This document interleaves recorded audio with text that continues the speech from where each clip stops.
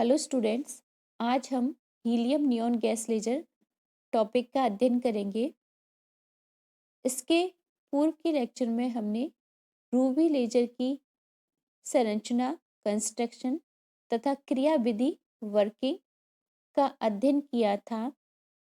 Ruby laser की दक्षता कम होती है तथा इसके द्वारा जो प्राप्त प्रकाश है वो स्पंदित पल्स्ड लाइट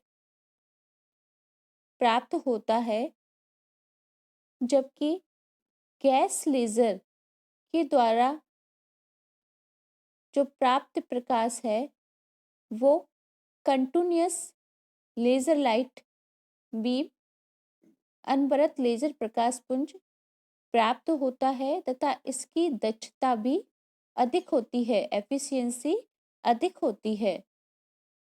गैस लेजर के लिए सर्वप्रथम 1961 में अली जावन तथा उसके सहयोगियों ने हीलियम नियॉन गैस लेजर का निर्माण किया, जिसके द्वारा स्पेक्ट्रम के दृश्य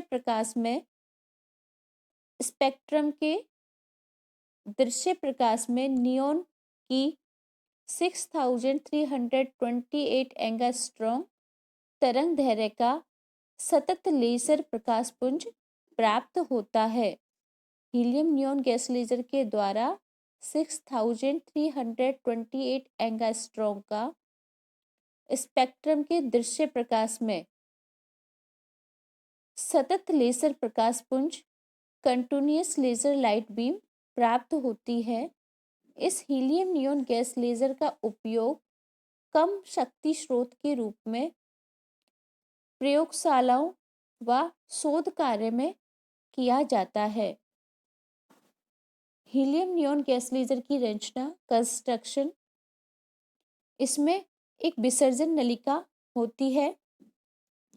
यहाँ पर चित्र में इसकी रचना को दिखाया गया है, जिसमें एक विसर्जन नलिका डिस्चार्ज ट्यूब होती है, जो कि पायरेक्स ग्लास से बनी हुई होती है।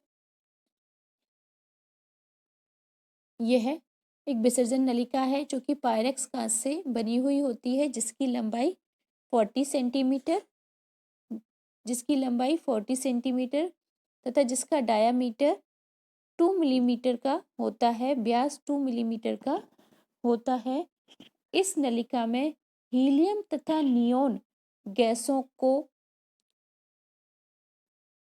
10:1 के रूप में मिश्रित करके भर दिया जाता है। हीलियम नियॉन गैस का मिश्रण 10:1 के रूप में इस विसर्जन नलिका के अंदर भर दिया जाता है तथा इस विसर्जन नलिका का जो दाब है वो कुल दाब पारे का 1 मिलीमीटर अर्थात 1 टॉर होता है। इस नली के सिरे पर इस नली के दोनों सिरों पर प्रकाशतः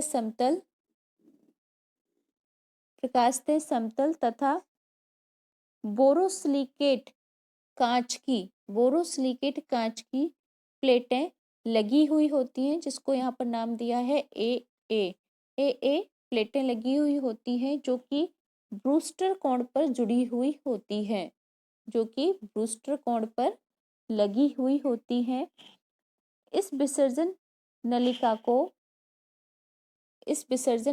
को दो प्रकाशतः समतल तथा चांदी की पॉलिश हुए दर्पणों के मध्य रखा जाता है। यहाँ पर ये दो दर्पण है, M1 तथा M2। इन दोनों दर्पणों के मध्य रखा जाता है। M1 तथा M2 के मध्य रखा जाता है। ये दोनों प्रकाशतः समतल तथा चांदी की पॉलिश किए हुए होते हैं, जिसमें दर्पण M1 पूर्णतया परावर्तक परफेक्ट रिफ्लेक्टर होता है तथा दर्पण M2 आंशिक पारदर्शी पार्शियली ट्रांसपेरेंट होता है और दर्पण M2 से ही हमें लेजर प्रकाश पुंज प्राप्त होता है। लेजर लाइट बीम हमें यहाँ से दर्पण M2 से प्राप्त होती है। अब इसमें विद्युत विसर्जन नलिका पर इलेक्ट्रोड्स लगे हुए होते हैं। यहाँ पर ये इलेक्ट्रोड डार्क लाइन से दिखाया गया है। यहाँ पर इलेक्ट्रोड लगे हुए होते हैं जिनके बीच रेडियो आवृत्ति स्रोत द्वारा, रेडियो फ्रीक्वेंसी सोर्स द्वारा उच्च विभवांतर स्थापित करके विद्युत विसर्जन नलिका में विद्युत विसर्जन करा के पंपन कराया जाता है, पंपिंग कराई जाती है। यहाँ पर देख सकते हैं, यहाँ रेडियो आवृत्ति स्रोत जुड़ा हुआ है जिसके द्वारा उच्च विभवांतर स्थापित करके विसर्जन नलिका में हीलियम नियॉन परमाणुओं का पंपन कराया जाता है। इस प्रकार यह हीलियम नियॉन गैस लेजर की रचना है, कंस्ट्रक्शन है। इसके बाद हम इसकी कार्यविधि, वर्किंग पर आते हैं। हीलियम नियॉन गैस लेजर में हीलियम के दो मितस्थायी ऊर्जा स्तर F2 तथा F3 होते हैं। यहाँ पर F2 तथा F3 को दिखाया गया है। यहाँ पर इनका कॉन्फ़िगरेशन भी दिखाया गया है तथा जो ये हीलियम के मितस्थायी ऊर्जा स्तर है, ये मितस्थायी ऊर्जा स्तर लेजर प्रक्रिया में महत्वपूर्ण भूमिका निभाते हैं। ये मितस्थायी ऊर्जा स्तर लेजर प्रक्रिया में महत्वपूर्ण भूमिका निभाते हैं तथा यहाँ पर हीलियम परमाणु के ऊर्जा स्तरों को दिखाया गया है तथा यहाँ पर नियॉन परमाणु के ऊर्जा स्तरों को दिखाया गया है। जब विसर्जन नलिका में उच्च विभवांतर स्थापित करके विद्युत विसर्जन कराया जाता है तो जो गतिशील इलेक्ट्रॉन है वो अपनी ऊर्जा को टक्करों के द्वारा हीलियम परमाणुओं को दे देते हैं और हीलियम परमाणु उत्तेजित होकर अपने मूल ऊर्जा स्तर F1 से मितस्थायी ऊर्जा स्तरों F2 तथा F3 में संक्रमण कर जाते हैं। F2 तथा F3 में संक्रमण करते हैं। इलेक्ट्रॉनों के टक्कर के द्वारा हीलियम के परमाणुओं का उत्तेजन हो जाता है। यहाँ पर F2 व F3 मितस्थायी ऊर्जा स्तर के संगत नियॉन परमाणु के ऊर्जा स्तर E4 व E6 होते हैं जो कि E4 F2 के निकट होता है तथा E6 F3 के निकट होता है। ये जो हीलियम के उत्तेजित परमाणु है ये नियॉन के परमाणुओं से टक्कर करके नियॉन के परमाणुओं को उत्तेजित कर देते हैं, अर्थात नियॉन के परमाणुओं को ऊर्जा अवस्था E4 व E6 में पहुंचा देते हैं। परमाणुओं से टक्कर के द्वारा नियॉन के परमाणुओं का E4 व E6 ऊर्जा स्तरों में संक्रमण हो जाता है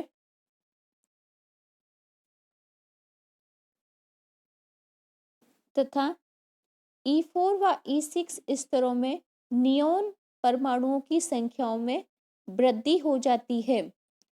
E4 व E6 में नियॉन परमाणुओं की संख्या में वृद्धि हो जाती है, अर्थात समष्टि प्रतिलोमन की अवस्था, पॉपुलेशन इन्वर्जन की अवस्था प्राप्त हो जाती है। इन ऊर्जा स्तरों E4 व E6 में स्थित एनी आयन, नियॉन आयन उद्दीप्त उत्सर्जन द्वारा E3 व E5 ऊर्जा स्तरों में संक्रमण कर जाते हैं। E3 व E5 ऊर्जा स्तरों में संक्रमण कर जाते हैं। यहाँ पर हम देख सकते हैं कि E3 ऊर्जा स्तर और E5 ऊर्जा स्तर इन दोनों में संक्रमण कर जाते हैं। तो इस प्रकार E4 से E5 में संक्रमण तथा E4 से E6 से E5 तथा E6 से E3 में संक्रमण व E4 से E3 में संक्रमण। ये 3 उद्दीप्त उत्सर्जन नौ के द्वारा नियोन के परमाणु E3 व E5 ऊर्जा स्तरों में संक्रमण करते हैं तथा इस प्रकार की जो उत्सर्जन है वो उद्दीप्त उत्सर्जन होते हैं तथा इनके द्वारा जो उत्सर्जित विकिरणें हैं उनकी तरंग दैर्ध्य यहाँ पर प्रदर्शित किया गया है। इनकी तरंग दैर्ध्य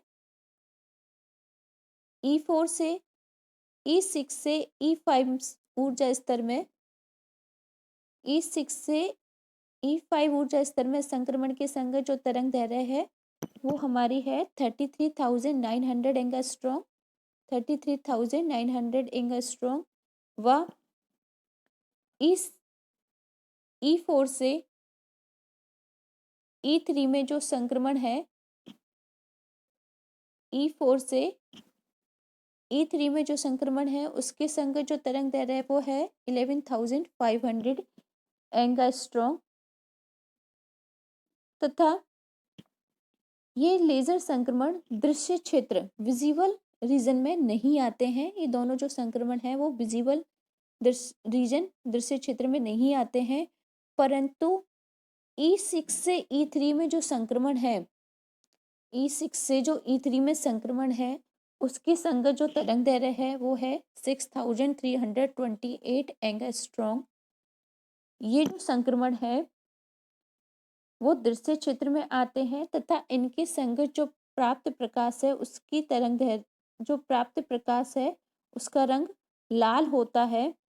तो इस प्रकार हीलियम नियॉन गैस लेजर स्रोत से 6,328 एंगस्ट्रॉम तरंग दैर्ध्य के लाल रंग का प्रकाश पुंज निर्गत होता है, क्योंकि यही विजिबल रेंज में होता है, दृश्य प्रकाश क्षेत्र में होता है।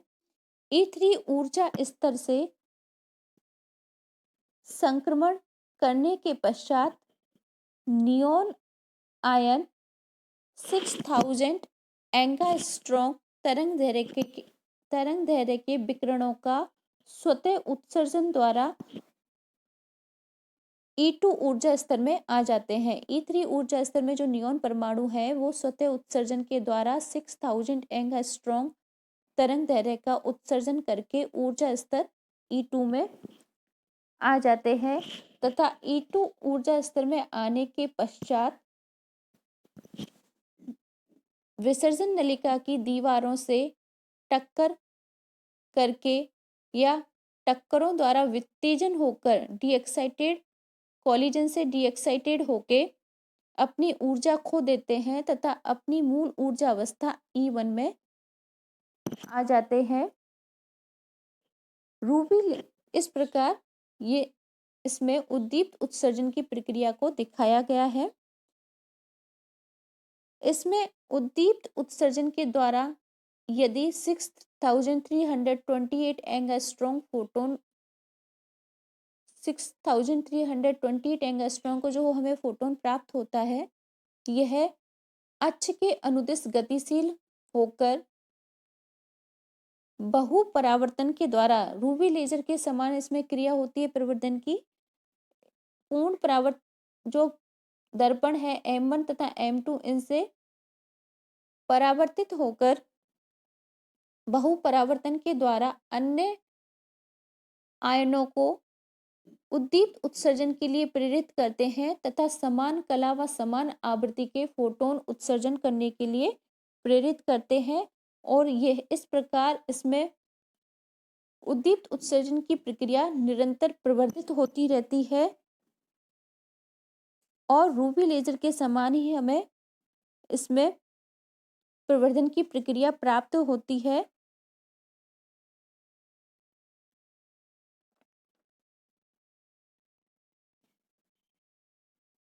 इस प्रकार हमें हीलियम नियॉन गैस लेजर में इस प्रकार हमें हीलियम नियॉन गैस लेजर में अक्ष के अनुदिश समान आवृत्ति तथा समान कला के फोटोनों का एक तीव्र प्रकाश पुंज प्राप्त होता है जो कि हमें दर्पण M2 से प्राप्त होता है यहाँ पर दर्पण M2 से हमें लेजर प्रकाश पुंज प्राप्त होता है। इस प्रकार हमने हीलियम नियॉन गैस लेजर की कार्यविधि का अध्ययन किया। नेक्स्ट लेक्चर में हम CO2 लेजर के बारे में अध्ययन करेंगे। धन्यवाद।